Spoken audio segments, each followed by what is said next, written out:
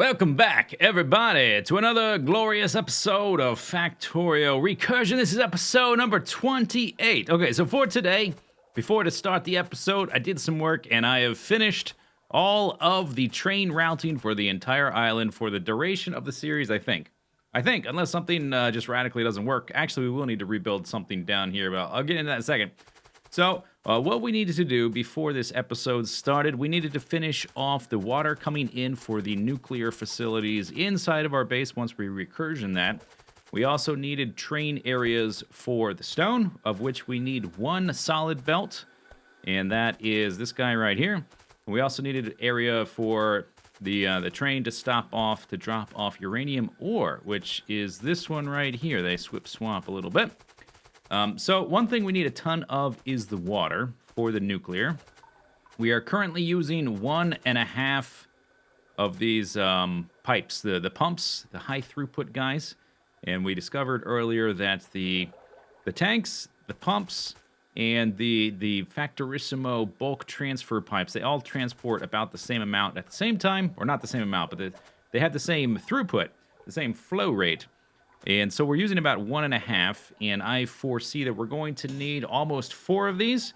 If we end up needing more than that, a lot more than that, we'll have to transition to going to a bottling setup where we put it into these empty barrels, a barreling setup, and bring it in with the logistics robots. But for now, we can do the pipes.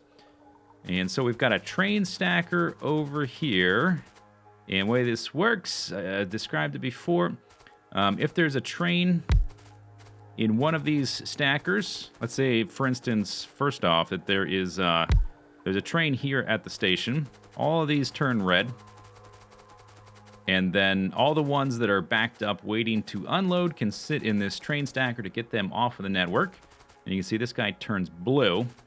So as long as there is at least one space available in these guys, then they will be able to go there. And then this also splits off to the train stacker for stone and a straight line for uranium, because we don't need that much uranium coming in all that often.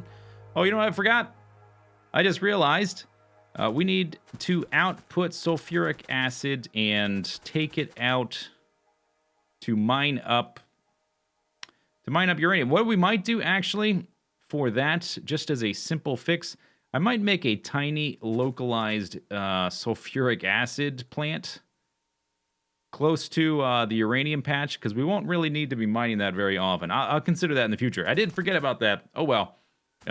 If I need to make more space for that, we will worry about that. That can be fairly compact, though. Yeah, I'm pretty sure. Okay, so these guys are filling up our water train stacker, and the same line is splitting off, and we will have room that's coming down through here. And around here, this guy is the stone stacker. This is, or the stone output. And I made some more compact train stops because I needed them to be taking up less space. And with the new, I think when I originally designed this thing, it was before the stack inserters were added, and I just adapted it to the stack inserter output. I don't exactly remember, but I think that's the case. But we can actually make it much more compact now. And so I made a more compact line. This guy, this particular train stop is designed to output 1 belt, but could easily be adapted to output 2 belts. Takes a little bit more than 4 of these stack inserters to fill up 1 belt. So this is filling up almost 4 belts. And then, yeah, you could even adapt it to output almost 4 belts if you wanted to. I would slightly redesign it for that. But that is the stone coming out of here. So if the water guys, everything is coming in from these 2 lines.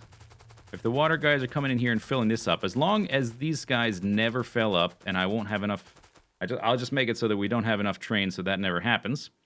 And that's the way I designed it, because we need so much water and not as much stone.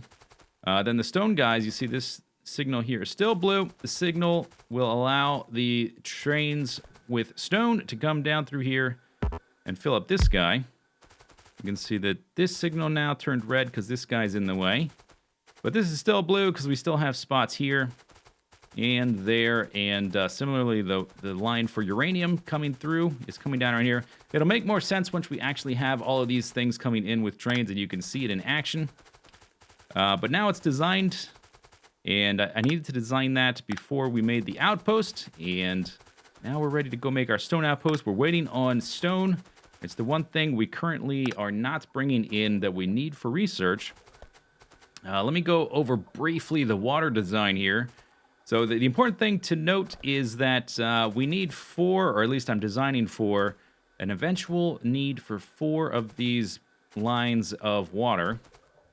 And we need to worry about not providing bottlenecks. So, for instance, if I wanted to do 2 lines like this, and all of my water was coming from over here to the left, we would have a bottleneck because this guy is being split, acting as a splitter, going to this pump and then over here and up to this pump. And so we need to design it in such a way that each of the lines has a clear path. So when a train is at the station, let me just put these guys here.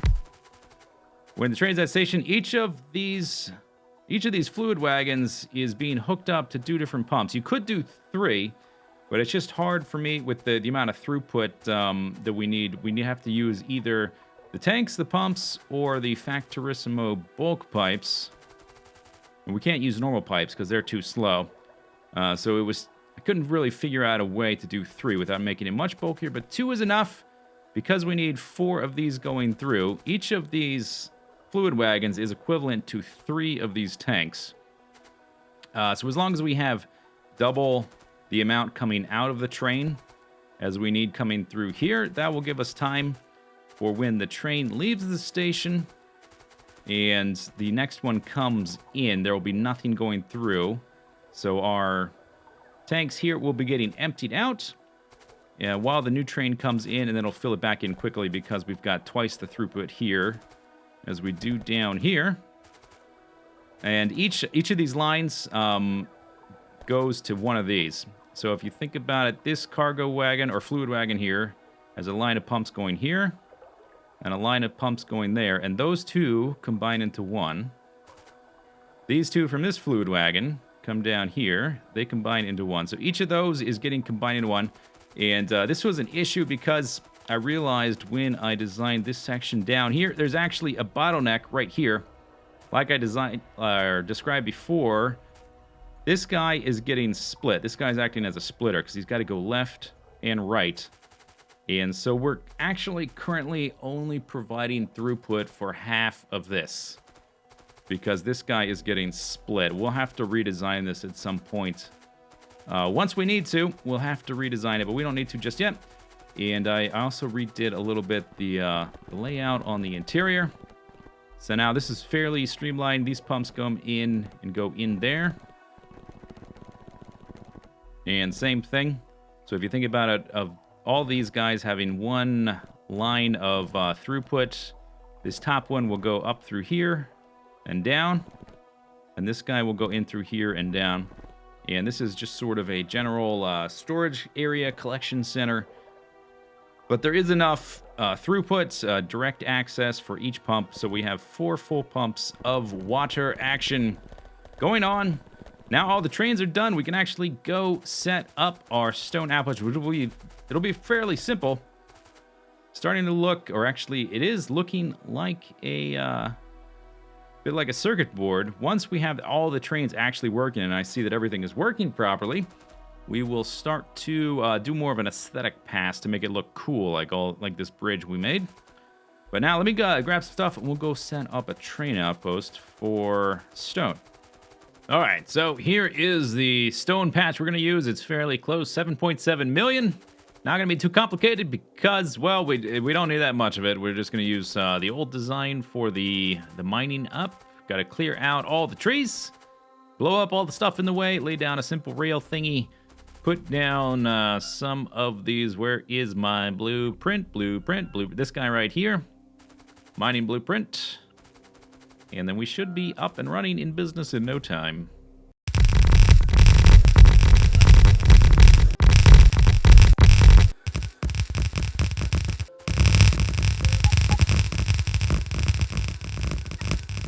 All right, we should be good to go. Now, here is our train, or one of 5. We're going to copy all of its information to the others. We want it to go to outpost stone until it has a full cargo inventory, and then come back to recursion stone and wait until your inventory is empty. Pretty simple. We got a nice muddy brown color for the stone, because that's what it's picking up. So we will shift right click, shift left click to turn all of those to transfer all the information.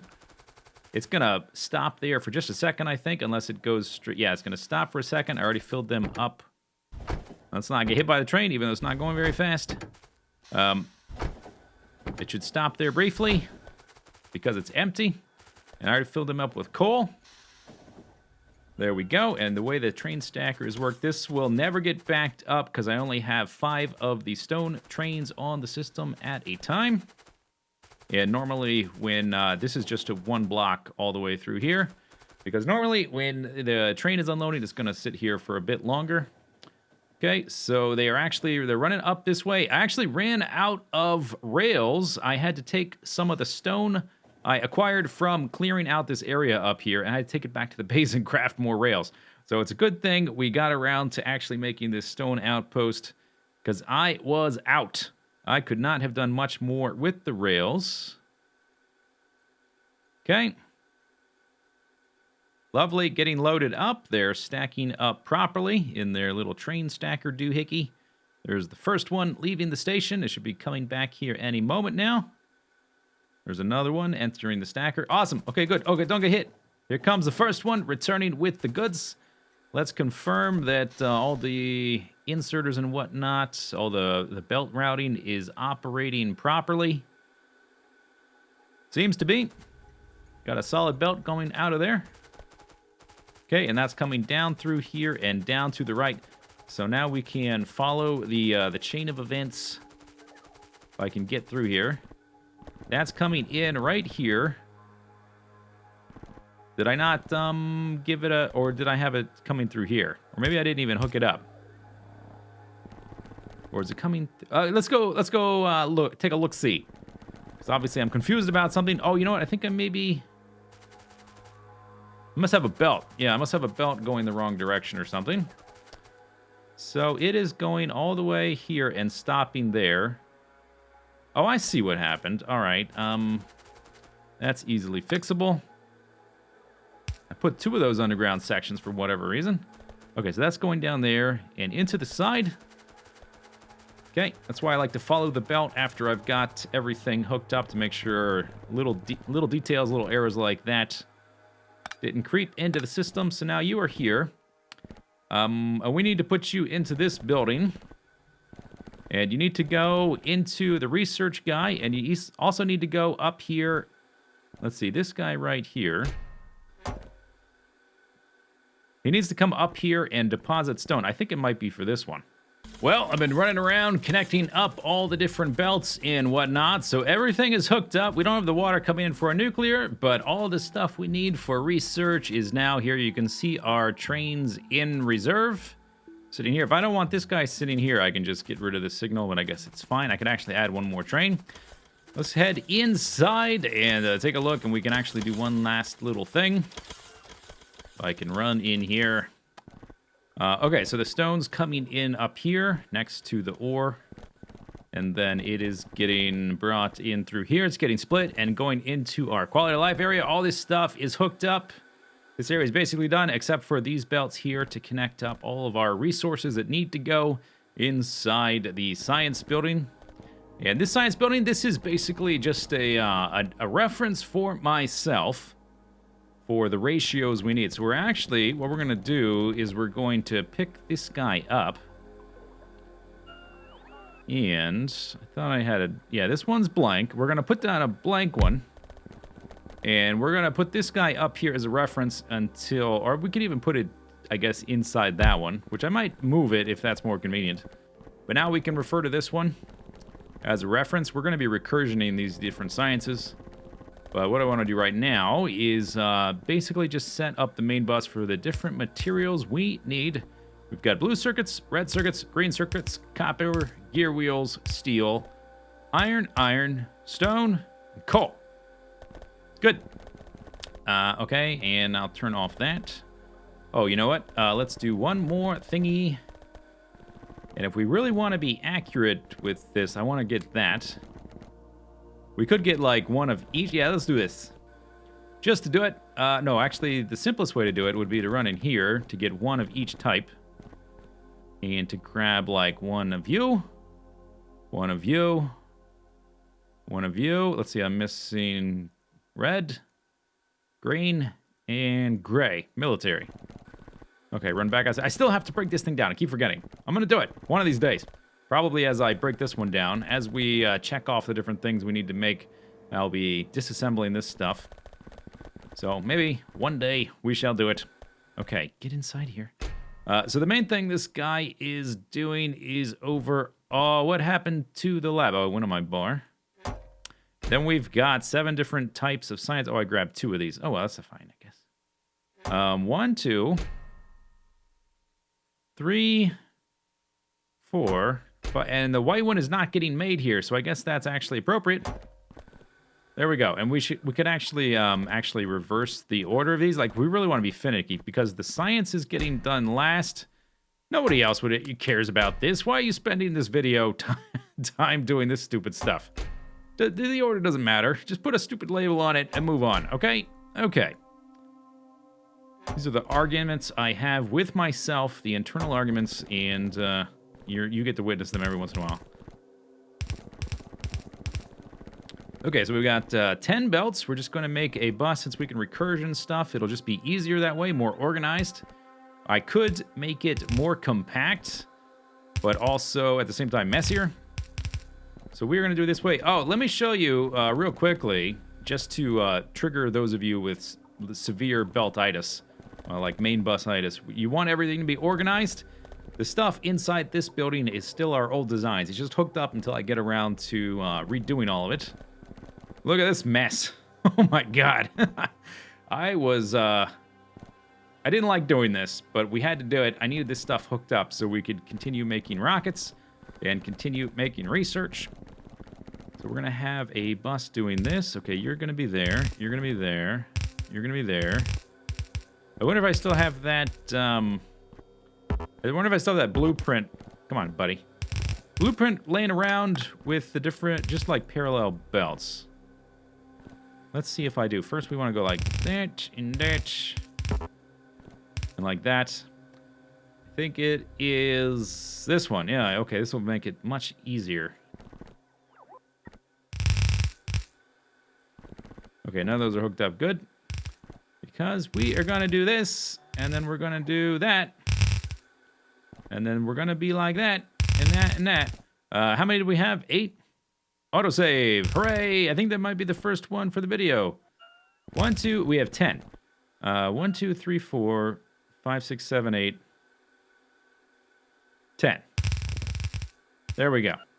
Whatever. Okay, so all of these need to be adjusted. Like so.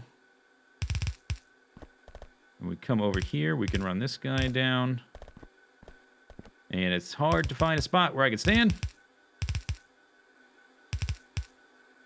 Like that, and like that. Okay, good. Okay, and then we can just do this part.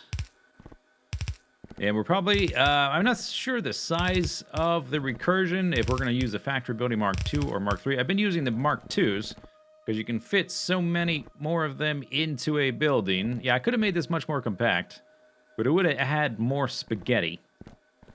I think that it's better to do it this way, and then we can just route stuff. So, just briefly looking at the sizes of the things. Let's grab a Mark II, just for a quick reference, and one Mark III. Okay, running out of there. So the Mark IIs are, actually I can't even see till I look here. They are 46 by 46, and these ones are 60 by 60. Obviously, this is already 60 by 60, so 46 by 46. I think we'll probably just start off on a case-by-case basis. We'll probably put red and green inside one building, and then maybe blue. Well, we'll see. It just depends on how the space works. When I did the old science building, yeah, I did the Mark 1s mostly. So the Mark 2s, this is without beacons. Yeah, we'll probably do Mark 2s, but I'll just leave that up to when we get to it. We're going to be setting that up next time. Next time we set up the science, we can start researching stuff again, like robot speed and the mining efficiency and all that kind of stuff. But that is going to do it for this episode. Hope you enjoyed it. Leave a feedback below, and we will see you next time. See you later. Take it easy. Have a good day. Bye-bye.